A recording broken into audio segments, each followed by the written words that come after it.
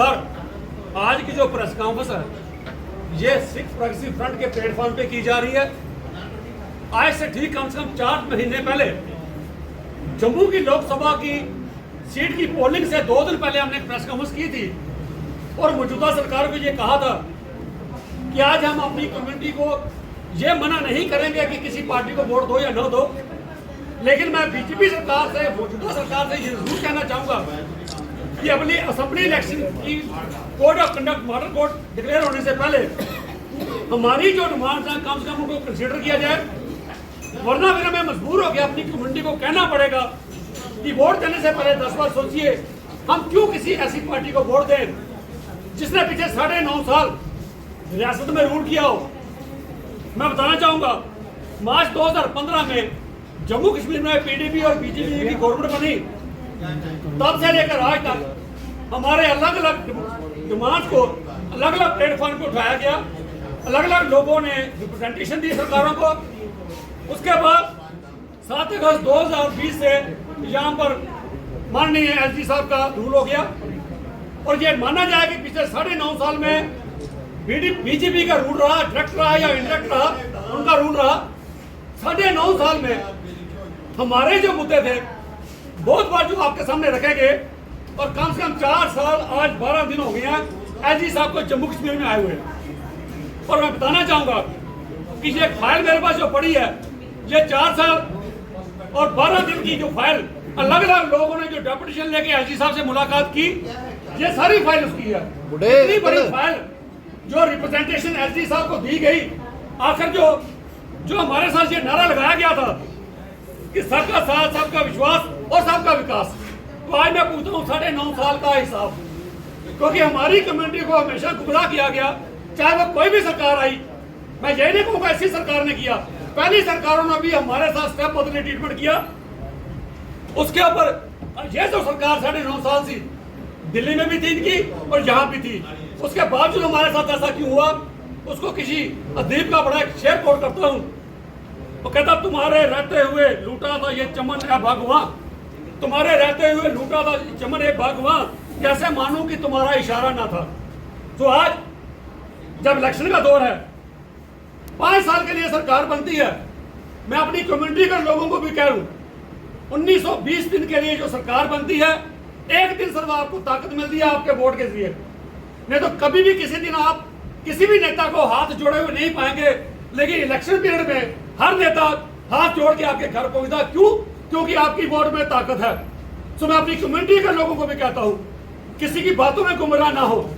आप पिछले 9.5 साल से देख रहे हैं कि हमारे साथ क्या क्या वायदे किए गए, क्यों किया गया। लिखा कि माइनॉरिटी कमीशन एक्ट जम्मू में लागू किया जाए ताकि सिखों को जो माइनॉरिटी के अंदर जो बेनिफिट मिलने वाले हैं वो मिले, लेकिन आज तक नहीं मिले। कल ही हमें एक बात वहां से आरएसपुरा से पता चली, वहाँ मेजॉरिटी जो सिख पार्टनर्स हैं आईबी बॉर्डर इंटरनेशनल बॉर्डर पे रहते हैं, उनको आज तक कोई भी इंटरनेशनल बॉर्डर की कैटेगरी में नहीं रखा गया, उनको वोट नहीं दी गई। तो मैं सब सिख भाइयों से अपील करता हूँ कि आप भी बात कीजिए। आज का दिन इसलिए चुना गया क्योंकि आज सारी पार्टियां बैठी हैं, बीजेपी वाले बैठे हैं, पीडीपी वाले बैठे हैं, कांग्रेस वाले बैठे हैं और एनसी वाले भी बैठे हैं। सारी पार्टियां बैठ के सिर जोड़ के ये फैसला कर रही है कि क्या क्या चीज को मैनिफेस्टो में रखा जाए। इसलिए आज हमने ये टाइम चुना कि हमारे मैनिफेस्टो में अगर ये डिमांड जो पार्टी रखती है, कमिटमेंट करती है कि ये जस्टिफाइड डिमांड है सिखों की, अगर हमारी पार्टी बरसरे इक़्तिदार भी आई तो हम इन चीजों को इम्प्लीमेंट करेंगे। उस कैंडिडेट को वोट दीजिए, बाकी किसी के बेकाबू मत रहिए। 9.5 साल अगर कोई कुछ नहीं कर पाया, आज बात को मैनिफेस्टो में डालकर कमेटी को गुमराह न किया जाए। और ये यही नहीं खत्म की जाएगी, 2-4-5 दिनों के बाद टाइम टू टाइम अपनी कम्युनिटी को जरूर गाइड करेंगे। जैसे जैसे डेवलपमेंट होगी, जैसे जैसे पोलिटिकल डेवलपमेंट होगी, कौन कौन खड़ा होगा, पार्टियां क्या करती हैं, क्या कमिटमेंट करती हैं, उस हिसाब से हम भी एक स्ट्रेटजी बना के अपनी कम्युनिटी के लोगों को जरूर गाइड करेंगे। जो पॉलिटिकल पार्टी हमारी जो इन डिमांड्स को जो आज मैं बताने जा रहा हूँ और पहले भी बहुत बार बताई, अगर अपने मैनिफेस्टो में डालती है, अगर ये मानती है कि सिखों के ये जेन्युइन मुद्दे हैं, सिर्फ उसी को किसी कैंडिडेट को वोट दी जाए, वरना किसी के ऐसे शख्स को वोट मत दीजिए जिसकी पार्टी को सिखों के राइट्स के बारे ही नहीं पता। पिछले बार भी जब हमने बताया एक कैलेंडर रिलीज किया था सिख मुद्दों का, एसडी साहब को इतनी बड़ी डिमांडें पेश की गई, तो ये तो वही होता है जैसे किसी पंडित जी ने एक बार पूरी रात बच्चों को रामायण पढ़ाई, सुबह बच्चे उठ के पूछते हैं पंडित जी सीता माता रामचंद्र जी की क्या लगती थी। मैं सारी रात हम अपनी पिछले 9 सालों से अपनी बातें बता रहे हैं, तो आज आप पूछ दो। आज बीजेपी वाले घर घर घूम के ये पूछते हैं अपना बताइए आपकी डिमांड क्या है। तो वही सिलसिला वही हो गया कि आप पूछना सीता माता रामचंद्र जी की क्या लगती थी। सर 9 साल से आपको बता रहे हैं हमारे मुद्दे क्या है, हमारी डिमांड क्या है, आपको पता नहीं चली। आज आप मैनिफेस्टो में डालने के लिए हमसे पूछ दो।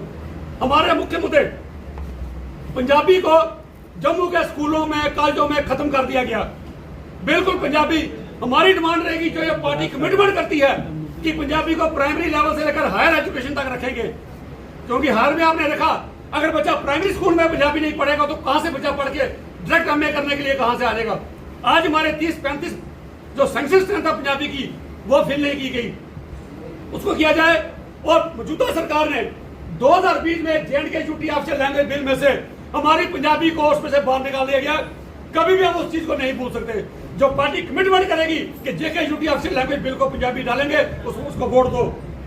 और पॉलिटिकल रिजर्वेशन जम्मू कश्मीर में डीलिमिटेशन की गई। डीलिमिटेशन के दौरान हमारी पहले ही वोट स्कैटर्ड थी, उसको और बाइफरकेट कर दिया गया। सरकार ने डीलिमिटेशन के बाद SC ST OBC पहाड़ी गुज्जर और पंडित कम्युनिटी को भी रिजर्वेशन दे दी, पंडित को माइग्रेंट कोटे में दे दी। हमारी भी मांग है कि क्योंकि जिस कम्युनिटी के आदमी को असेंबली में रिप्रेजेंटेशन ना दी जाए उस कम्युनिटी की डेवलपमेंट नहीं हो पाती। हमें भी रिलीजन बेस पे नहीं, हम जानते हैं कि आप ये सवाल करोगे कि रिलीजन बेस पे नहीं दी जाती, हमें भी माइग्रेंट कोटे में पॉलिटिकल रिजर्वेशन चाहिए कश्मीर से। और POJK के जो हमारी सीटें डिफ्रीज की गई 8 उसमें से हमारा कोटा चाहिए, ताकि हमारी एश्योर किया जाए कि हमें भी पॉलिटिकल रिजर्वेशन असेंबली में हमारा एक 6 जा सके। जो पार्टी कमिटमेंट करेगी उस शख्स को वोट दो। और जो SRO 425 कश्मीर का, जिसमें नॉन माइग्रेंट कश्मीर कोटे में से कश्मीरी बच्चों को बहुत रख दिया, सरकार जो कमिटमेंट करेगी कि सिख बच्चों को उसमें शामिल करेंगे, बहुत जल्दी उनके लिए वैकेंसी निकालेंगे, उस कैंडिडेट को वोट दो। कश्मीर के सिखों को 53,000 सिखों की जो फाइल हमारी पड़ी है, जम्मू के चेयरमैन OBC के उन्हें रिकमेंड करके भेजी है कि उनको भी OBC के दर्जे में डाला जाए, उस बात को सुना जाए। और नेशनल माइनॉरिटी कमीशन एक्ट की एस्टेब्लिशमेंट की जाए। चेयरमैन नेशनल माइनॉरिटी कमीशन के लालपुरा साहब ने भी कितनी बार रियासती सरकार को लिखा, LG साहब को लिखा कि